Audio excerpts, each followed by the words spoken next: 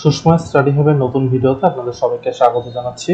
আমরা গ্রাফের মোটামুটি দুটো ভিডিও আগে তৈরি করেছি, যেখানে আমরা গ্রাফের সংজ্ঞা, গ্রাফের কম্পোনেন্টস এবং ডিরেক্টেড এবং আনডিরেক্টেড গ্রাফ নিয়ে আলোচনা করেছি। আজকে গ্রাফের শেষ ভিডিও, সেখানে আমরা আলোচনা করব গ্রাফের আরো কিছু গুরুত্বপূর্ণ বিষয় নিয়ে। আমি Sushmoy Barman, assistant programmer, Bangladesh computer কাউন্সিলে রয়েছি। আমাদের ভিডিওগুলো যদি আপনাদের ভালো লাগে থাকে তাহলে আমাদের ফেসবুক পেজ এবং ইউটিউব চ্যানেলে একবার ঘুরে আসতে পারেন। এগুলো নিয়ে আমরা আলোচনা করেছি গত ভিডিওগুলোতে, আপনারা চাইলে দেখে আসতে পারেন। তো আজকে আমরা এখান থেকে শুরু করব যে একটা গ্রাফে আসলে কি কি অপারেশন চালানো হয়। প্রথমে যে বেসিক অপারেশনগুলো সেগুলোর মধ্যে হচ্ছে ইনসারশন।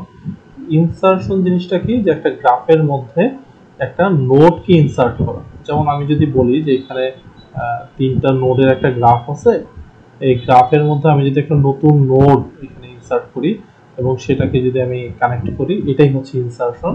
ডিলিশন হচ্ছে ইনসারশনের উল্টা, অর্থাৎ আমি যদি একটা নোডকে বাদ দিয়ে দিই। সার্চিং মানে হচ্ছে যে একটা আমি এই পজিশনে আছি, এই পজিশন থেকে এই নোডটা অথবা এই নোডটা আমি খুঁজে বের করবো ট্রাভার্স করে। হ্যাঁ, এটাই হচ্ছে সার্চিং। আর হচ্ছে ট্রাভার্সাল মানে কি, এক নোড থেকে আরেক নোডে যাওয়া আর কি। হ্যাঁ, এটাকেই বলা হয় ট্রাভার্সিং। আচ্ছা, মোর অপারেশনস এর মধ্যে আরো স্পেশালাইজড কিছু অপারেশন আছে, যেমন শর্টেস্ট পাথ। মানে আমি যদি বলি যে এরকম একটা নোড আছে, শর্টেস্ট পাথ,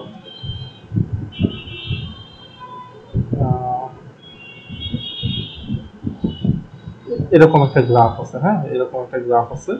তো আমি নাম দিলাম এটা এ, এটা বি, এটা সি, এটা ডি। এখন আমি বললাম যে এ থেকে বিতে সিতে যেতে সবচেয়ে কম মানে শর্টেস্ট পাথ কোনটা। আচ্ছা, এখানে শর্টেস্ট পাথ আমরা যখন আলোচনা করব তখন দেখব যে এখানে শর্টেস্ট পাথ বলতে কতগুলা পাথ অতিক্রম করা হয়েছে সেটা না, আমার টোটাল কত খরচ হচ্ছে, খরচ বলতে টাইম অথবা যেটাই হোক, মানে কত ইউনিট খরচ হচ্ছে সেটার উপর ডিপেন্ড করে।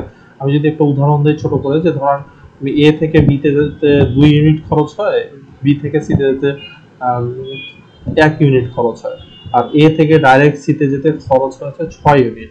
তাহলে আমার এ থেকে বি হয়ে সিতে যেতে টোটাল খরচ হচ্ছে 3 ইউনিট, আর এ থেকে সিতে ডাইরেক্ট যেতে খরচ হচ্ছে 6 ইউনিট। তাহলে অবশ্যই এ থেকে বি হয়ে সিতে যাওয়াটা শর্টেস্ট পাথ। তো এইগুলো নিয়ে আমরা আলোচনা করব অ্যালগরিদমের প্লেলিস্টে, আপনারা অ্যালগরিদমের প্লেলিস্টটা অবশ্যই দেখতে ভুলবেন না। আচ্ছা, আরেকটা হচ্ছে মিনিমাম স্প্যানিং ট্রি। আচ্ছা, এটা হচ্ছে যে একটা গ্রাফে, একটা আনডিরেক্টেড গ্রাফে যদি এরকম একটা গ্রাফ থাকে, মিনিমাম স্প্যানিং ট্রি হচ্ছে যে আপনার মিনিমাম ইউনিট খরচ করে সবগুলা নোডকে কানেক্ট করা যায় কিভাবে। ঠিক আছে, এটা আমরা যখন আলোচনা করব তখন আপনারা জানতে পারবেন। ওকে, তো এবার আমরা গুরুত্বপূর্ণ জিনিসটাতে আসি, সেটা হচ্ছে রিপ্রেজেন্টেশনস অফ গ্রাফ। মানে একটা গ্রাফকে আমরা তো এতক্ষণ ধরে গ্রাফিক্যালি আলোচনা করছি চিত্রের মাধ্যমে, এটাকে প্রোগ্রামিং এর ক্ষেত্রে আমরা কিভাবে আলোচনা করব। তার প্রথম উপায়টা হচ্ছে অ্যাডজেসেন্সি ম্যাট্রিক্স, ম্যাট্রিক্সের মাধ্যমে। দ্বিতীয়টা হচ্ছে অ্যাডজেসেন্সি লিস্ট। এই লিস্টটা কিন্তু আসলে লিঙ্কড লিস্ট। হ্যাঁ, ঠিক আছে, লিঙ্ক লিস্টের মাধ্যমে কিন্তু আমরা এই গ্রাফকে রিপ্রেজেন্ট করতে পারি। তো সবার প্রথমে আসতেছি অ্যাডজেসেন্সি ম্যাট্রিক্স আনডিরেক্টেড। আচ্ছা, আনডিরেক্টেড গ্রাফটা আমি আরেকবার মনে করে দেই। যে ধরেন এখানে এ থেকে ওয়ান থেকে আপনি 2 তে দেখেন, এই যে আপনার এজটা দেওয়া আছে না, এই এজটা কিন্তু আনডিরেক্টেড, অর্থাৎ আপনি 1 থেকে 2 তে যেতে পারবেন, 2 থেকে 1 এ আসতে পারবেন। কিন্তু জিনিসটা যদি এরকম হইতো 1 2, এখানে যদি ডিরেক্ট করে দিতাম তাহলে এটা 1 থেকে 2 তে যেতে পারতেন ঠিকই, 2 থেকে কিন্তু 1 এ আসতে পারতেন। এই জন্য আনডিরেক্টেড গ্রাফটা আলাদা করে আলোচনা করছি। এখানে দেখেন, এই যে এই গ্রাফটা, এখানে যতগুলা নোড আছে তত বাই তত একটা ম্যাট্রিক্স তৈরি হবে। এখানে টোটাল কতগুলো নোড আছে? 3টা। তাহলে এখানে 1 2 3, 1 2 3। তাহলে এখানে যেহেতু আমার নোড সংখ্যা হচ্ছে 3, নোড হচ্ছে 3, তাহলে ম্যাট্রিক্সটা কত হবে? 3/3। এটা সবসময় মনে রাখবেন যে নোড গুণন নোড সাইজের একটা ম্যাট্রিক্স তৈরি হবে। এখন এটা কেন তৈরি হবে দেখেন, এই যে 1 থেকে 2 এ আমরা যেতে পারছি না, তাহলে এই যে 1 2, ঠিক আছে। আচ্ছা, এখানে নামকরণটা কি দেওয়া আছে? 0 1 2। তাহলে দেখেন 1 থেকে 2 তে আমরা যেতে পারছি, তাই না? তাহলে 1 থেকে 2, তাহলে 1 2। দেখেন এই যে এই পজিশনটা কিন্তু হচ্ছে এই দেখেন, আচ্ছা এই যে এই পজিশনটা হচ্ছে 1 2 পজিশন, তাহলে এখানে যখন 1 থাকবে তার মানে দিতে পারছি যেগুলো ফাঁকা ঘর সেগুলো কিন্তু আসলে 0। আচ্ছা তাহলে 1 2 মানে হচ্ছে এই 1 থেকে 2, তাহলে 1 2 ম্যাট্রিক্সের যে ঘরটা সেখানে আমরা 1 বসাবো। আচ্ছা আবার 2 1, যেহেতু আমরা এদিকেও যেতে পারবো, তাহলে দেখেন 2 1, এই যে সরি এই যে এটা হচ্ছে 2 1 পজিশন, 2 1 পজিশনে কি আছে 1 আছে। আবার 1 0, দেখেন এই যে 1 0, এটা হচ্ছে 1 0 পজিশন, এখানে 1 আছে। 0 1, এই যে 0 1, এখানে হচ্ছে এই পজিশনটাতে 1 আছে। আবার দেখেন 2 0, যে 2 0 2 0, এই 2 0, দেখেন 2 0 তে কিন্তু আমরা যেতে পারতেছি। আবার 0 2, এই দেখেন 0 2 0 2, দেখেন আমাদের এখানে কিন্তু 0 0 0, এই যে এই নোড থেকে এই নোডে এরকম কিন্তু কোনো পাথ নাই, এজন্য 0 থেকে 0 তে যাওয়ার কোনো রাস্তা নাই, 1 থেকে 1 এ যাওয়ার কোনো রাস্তা নাই, 2 থেকে 2 তে ডাইরেক্ট কোনো পাথ নাই। তো এইভাবে আসলে রিপ্রেজেন্টেশনটা করা হয়। আর ডিরেক্টেড গ্রাফে আমি যেহেতু বলেছিলাম যে এ থেকে যদি বি এভাবে টানা হয় তাহলে বি থেকে এ তে কখনো যাওয়া যাবে না। তাহলে এই ক্ষেত্রে দেখেন এই যে 1 থেকে 2, আপনি 1 2, এই যে 1 2 তে কিন্তু যেতে পারতেছেন, 2 1 এই পার্টটা কিন্তু 2 1 এই পার্টটা কিন্তু নাই, তাহলে 2 1 পজিশনে কি হবে 0 হবে, এই যে 2 1 পজিশনটাতে কিন্তু 0 হবে। সিমিলারলি 1 2 সরি 1 0 1 0, এই যে 1 0 1 0 তে আপনি যেতে পারতেছেন, কিন্তু 0 1, এই 0 1 এ কিন্তু আপনি যেতে পারতেছেন না, এটা হচ্ছে 0 1, এটা কিন্তু এটাতে কিন্তু আপনি যেতে পারতেছেন না। হ্যাঁ, এই জন্য এটা ফাঁকা, এখানে আসলে যেগুলো ফাঁকা সেগুলোর ভ্যালু হচ্ছে 0।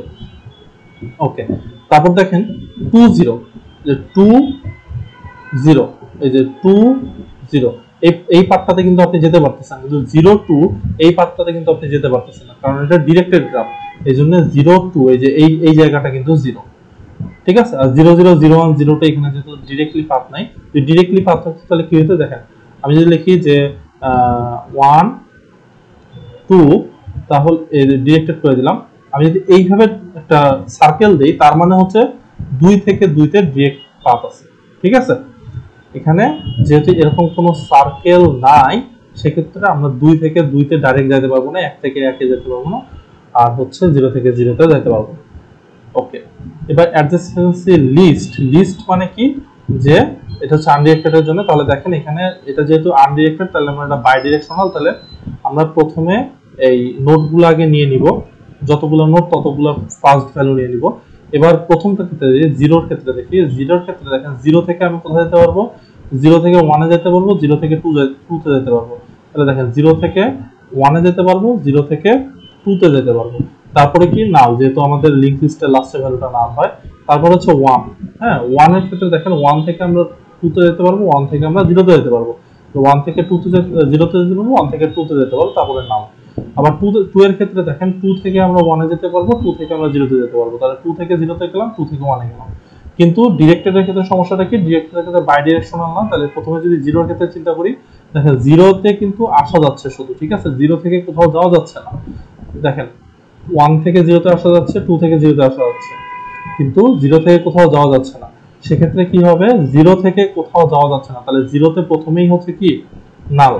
এবার দেখেন 1 থেকে 2 তে যাওয়া যাচ্ছে, 1 থেকে 0 তে যাওয়া যাচ্ছে, তাহলে 1 থেকে 0 তে যাওয়া যাচ্ছে, 1 থেকে 2 তে যাওয়া যাচ্ছে, তারপরে নাল। এবার 2 থেকে শুধু 0 তে যাওয়া যাচ্ছে, 2 থেকে কিন্তু 1 এ যাওয়া যাচ্ছে না, 1 থেকে 2 তে যাওয়া যাবে, কিন্তু 2 থেকে 0 তে সরি 1 এ যাওয়া যাবে না, যেটা শুধু 2 থেকে 0 তে যাওয়া যাচ্ছে, তারপরে নাল।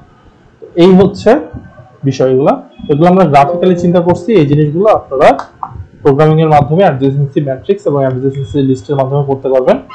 তো আমাদের ভিডিওগুলো যদি আপনাদের ভালো লাগে থাকে তাহলে এই ভিডিওটি যেহেতু আমাদের ডাটা স্ট্রাকচারের শেষ ভিডিও, আমরা আমাদের যে নতুন প্লেলিস্ট আসবে অ্যালগরিদমের প্লেলিস্ট, সেখানে ভিডিওগুলি দেখার আপনাদের আমন্ত্রণ জানাচ্ছি। আমরা আমাদের সুষময় স্টাডি হাবের যে ফেসবুকের পেজটা আছে সেখানে আমরা একটা লিস্ট দিয়ে দিছি, যে লিস্টে আমরা ভবিষ্যতে কোন কোন অ্যালগরিদমগুলো নিয়ে আলোচনা করব সেগুলো নিয়ে আলোচনা করেছে। আপনারা যদি আমাদের ভিডিওগুলো ভালো লাগে থাকে তাহলে অবশ্যই আমাদের চ্যানেলটি সাবস্ক্রাইব করবেন এবং আমাদের ফেসবুক পেজটিতে লাইক দিতে ভুলবেন না। সবাইকে ধন্যবাদ, আসসালামু আলাইকুম।